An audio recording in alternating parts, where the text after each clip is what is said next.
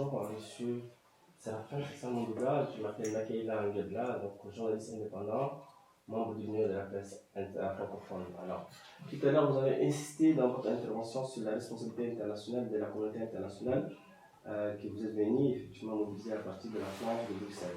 Or, il semble que dans cette composante de la communauté internationale, il s'avère que l'Union africaine a joué un rôle très ambigu sur le contentieux, je dirais, post-électoral au Gabon. Surtout l'attitude du président de l'Union africaine, notamment M. Idriss Déby, qui aurait joué un rôle important dans la transformation, le basculement de la situation depuis 4-5 jours. Est-ce que vous avez des reproches à porter à l'endroit de l'Union africaine, qui fait partie justement, comme je l'ai dit, de la composante de la communauté internationale? Je suis bien conscient que l'Union africaine fait partie de la composante de la communauté internationale, mais je voudrais relever deux faits. L'Union africaine, comme l'Union européenne, et comme d'ailleurs les États-Unis à travers la fondation NDI, toutes ces organisations ont envoyé des observateurs pendant le processus électoral en signant un protocole d'accord avec le gouvernement gabonais. Protocole d'accord qui donnait le libre accès à ces observateurs à toutes les informations sur durant l'ensemble du processus électoral jusqu'à la proclamation des résultats et à toutes les administrations chargées de près ou de loin à organiser ou à proclamer les résultats électoraux. Et bien mon vieux, l'ensemble du processus s'est déroulé avec leur participation. Maintenant, lorsqu'il s'est agi maintenant de pouvoir recompter les voix, on n'a plus autorisé aux observateurs, aussi bien de l'Union européenne que de l'Union africaine, de pouvoir accéder au recomptage des voix. Ça leur a été refusé à la Commission nationale électorale, ça leur a été refusé à la Cour constitutionnelle, alors que les différents candidats avaient chacun, y compris les 10 autres qui ont réuni ensemble, dit au 0%, ils avaient tous les copies originales des PV des bureaux de vote sur toute l'étendue du territoire national, sauf quelques PV qui ont été pris en otage dans la province du Haut-Ogooué, mais où déjà les opposants tous avaient déjà pu obtenir 174 de 297 procès-verbaux. Dans les 174 procès-verbaux, il était mentionné que le taux de participation, plutôt le taux d'abstention, était très élevé parce qu'il y avait plus de 10 000 abstentions. Mais dans la publication par le ministre de l'Intérieur, il a mentionné 47 abstentions. Donc seulement en prenant en compte les 10 000 abstentions de la province du Haut-Ogooué, les 6 000 voix de la publication provisoire de M. Ali Bongo Ondimba s'effondraient comme un château de cartes.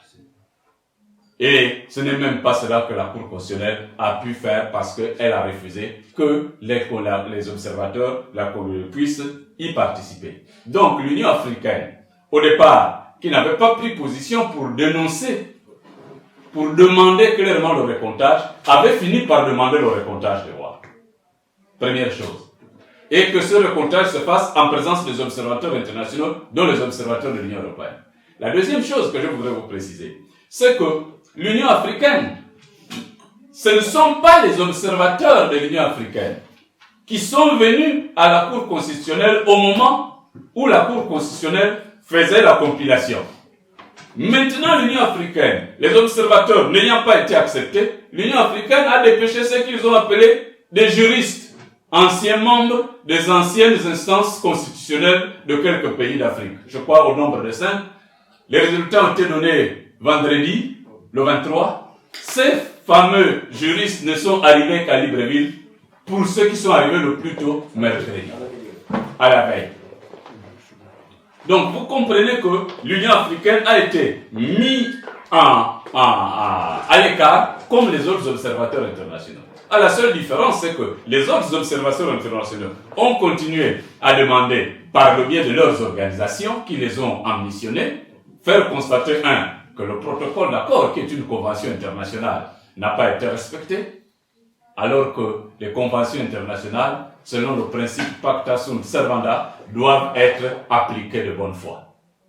Ce n'est pas le cas pour ceux qui se disent autorités gabonaises autoproclamées. Ce n'est pas le cas. Ensuite, l'Union africaine ne s'est pas exprimée.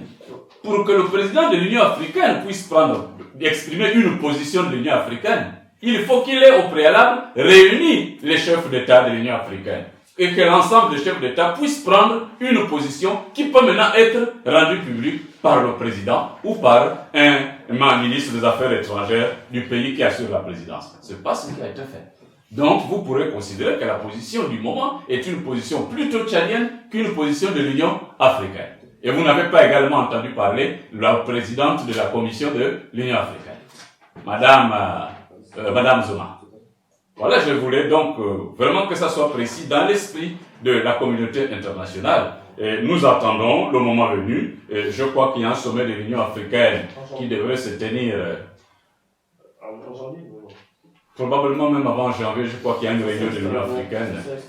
Bon, je ne sais pas encore, mais que en janvier, ce sera tout simplement pour le basculement de la présidence tournante vers un autre pays.